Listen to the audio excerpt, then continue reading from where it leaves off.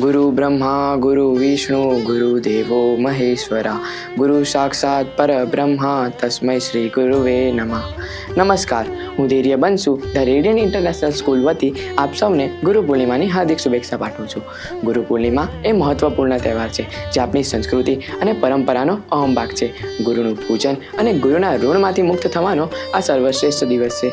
મિત્રો, શું તમને ખબર છે કે ગુરુ પૂર્ણિમા અષાઢ સુદ પૂનમના દિવસે જ કેમ ઉજવવામાં આવે છે?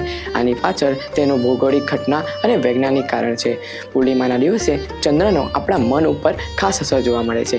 આ દિવસે આપણું મન શાંત અને ગ્રહણશીલ હોય છે, તેથી ગુરુ દ્વારા મળતું શિક્ષા આપણે સારી રીતે ગ્રહણ કરી શકીએ છીએ।